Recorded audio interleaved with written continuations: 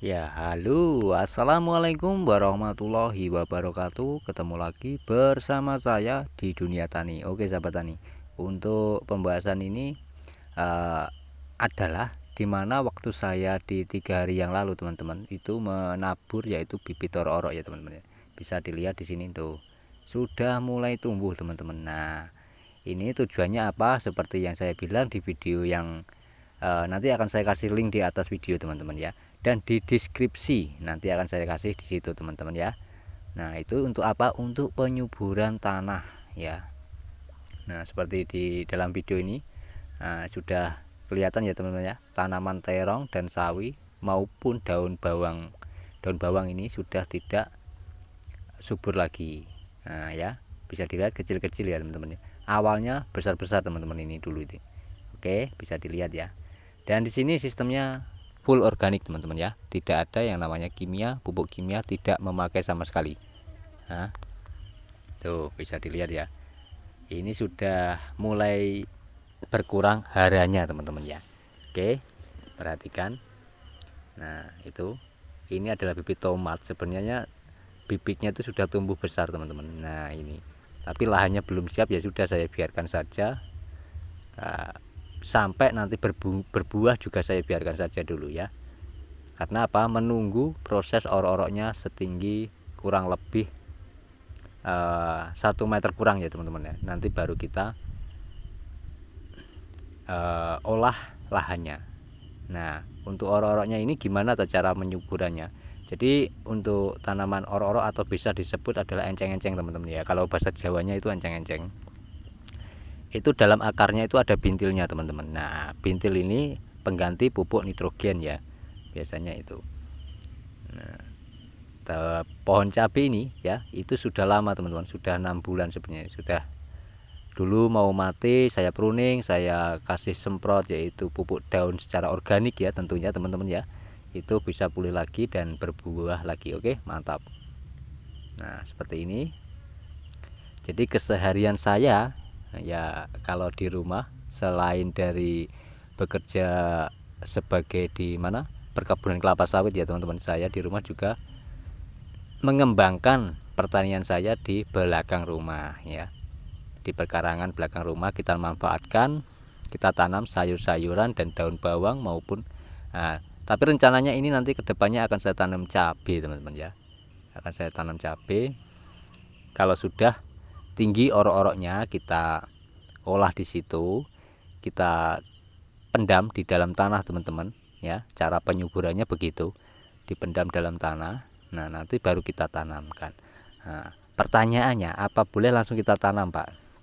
Nah, kalau menurut saya ya, sepengalaman dunia tani, kalau orok-orok ini biasanya setelah pengolahan tanah, teman-teman ya, itu selang 2 hari baru, minimal 2 hari baru kita tanam ya. Karena kalau langsung kita tanam biasanya terjadi adalah tumbuhan tambah mati, teman-teman. Karena apa?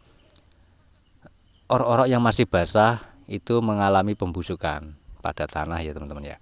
Tentunya akan menimbulkan zat asam ya, gas ya, gas metan. Nah, ini yang bisa menjadi tanaman kita menguning atau bisa pun mati. Sama seperti di perkebunan sawah, teman-teman ya. Setahu dunia tani ya, kalau asam-asaman itu kebanyakan petani sekarang selalu memakai obat-obatan untuk mengatasi permasalahan di persawahannya ya. Kalau menurut dunia tani itu tidak perlu, teman-teman ya. Karena apa? Asam-asaman ini kalau dicermati ya, secara logika saja, biasanya kalau pembajakan sawah itu masih rumput dalam keadaan hijau ya, biasanya itu, teman-teman. Lalu selang 1 hari pun langsung ditanam. Nah, yang terjadi setelah 1 minggu biasanya padinya akan terkena asam-asaman. Nah, petani-petani di Indonesia banyak yang belum tahu, teman-teman, tentang ini ya. Biasanya kalau asam-asaman itu terjadi sebenarnya dari gas metan, teman-teman ya. Nah, cara pengondisiannya sangat simpel sekali sebenarnya ya. Tidak perlu kita memakai obat-obatan ya. Hanya keringkan sawahnya sampai itu kelihatan nelo-nelo, teman-teman ya. Nah, di situ supaya apa? Harapannya agar gas metannya itu keluar dari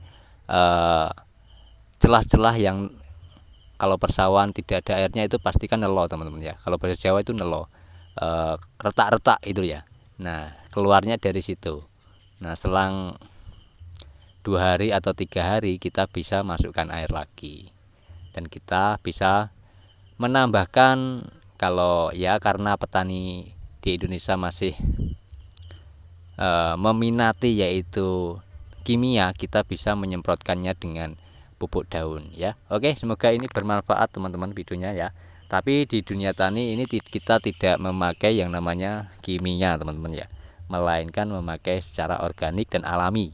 Nah, harapannya apa? Supaya kita kalau panen harga jatuh itu tidak merugi teman-teman ya. Karena banyak petani-petani sekarang mengeluh karena harga, pasti di harga teman-teman. Ketika panen raya harga itu murah. Nah, ketika stoknya menipis harga akan mahal. Seperti banyak sekali sekarang ya bawang merah maupun padi ya teman-teman ya. Dan apalagi kakao yang sekarang lagi booming teman-teman ya itu. Oke, semoga bermanfaat videonya. Nah ini kalau dilihat dari segi videonya memang kurang subur ya teman-teman ya. Daun bawang ini kok banyak sekali pak anak-anaknya ya, itu adalah bibit awal teman-teman ya. Awalnya memang satu ini, tapi saya kembangkan, nanti juga akan saya perbanyak lagi kalau sudah pertumbuhan orok-oroknya sekitar ya lumayan agak tinggi teman-teman ya, 1 meter kurang ya. Kita panen dulu bawang-bawangnya untuk apa? Untuk memasak telur teman-teman. Jadi ini ya enaknya kalau kita punya kebun ya, memanfaatkan kebun di belakang rumah itu teman-teman ya. Jadi kita butuh apa? Sayur ya, sayur ataupun daun bawang itu sangat simpel, sangat enak. Tinggal ngambil di belakang rumah kita sudah bisa. Jadi tidak perlu kita beli ya teman-teman ya. Oke.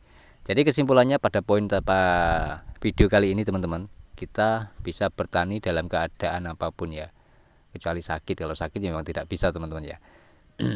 Maksudnya dalam keadaan apapun itu kita bisa memanfaatkan lahan sekecil mungkin, tidak perlu kita lahan besar, lahan yang luas itu tidak perlu. Kita mulai dari kecil dulu teman-teman. Apapun kalau kita mulai dari kecil dulu, lama-lama juga akan menjadi besar. Jadi bertani itu ya memang begitu juga, seperti kehidupan kita sehari-hari teman-teman ya. Jangan sampai aktivitasmu menjadi beban hidupmu teman-teman. Oke, semoga bermanfaat videonya dan bisa diambil titik poin pada video kali ini teman-teman. Banyak sekali yang dunia tani akan bagikan pada teman-teman tentang pertanian ya tentunya teman-teman ya. Jadi tidak kelapa sawit saja, banyak sekali. Kalau kelapa sawit sudah kami ulas, dunia tani ulas itu dari awal sampai kurang lebih 200 video itu ada ya teman-teman ya. Itu tentang pertanian kelapa sawit. Di situ sudah banyak sekali tips-tipsnya. Nah, ini dia. Ini adalah tumbuhan cabenya teman-teman ya. Bisa dilihat. Tuh. Nah, ini sistemnya di pruning nanti akan subur lagi teman-teman. Apalagi kalau sudah ditanamin orok-orok ini ya. Wow, sangat luar biasa. Oke. Jadi itu semoga bermanfaat bagi teman-teman dan bisa memotivasi teman-teman dan bisa merubah pola pikir teman-teman agar lebih baik lagi. Dan bertani organik itu sangat menyenangkan teman-teman ya, sangat menyenangkan ya, karena hobi saya memang begini teman-teman ya, bercocok tanam di lahan yang kecil. Nanti ya ada sih lahan seluas ya, tapi tidak luas teman-teman ya, hanya 10 meter kali 5 meter juga ada teman-teman ya. Nanti akan saya kasih tunjuk ya di video yang kemarin sudah saya itu taburkan, yaitu bibit benih orok-orok teman-teman di situ. Karena apa? Tanaman cabai sama tanaman jagungnya tidak subur. Oke, semoga bermanfaat videonya. Sampai sini sudah paham dan saya kira cukup untuk sharing hari ini teman-teman ya. Nantikan video saya selanjutnya tentang pertanian organik, dan saya akhiri video kali ini. Bila ada salah kata mohon maaf sebesar-besarnya. Dan wal topik walidayah. Wassalamualaikum warahmatullahi wabarakatuh. Salam petani cerdas luar biasa. Oke, sahabat tani,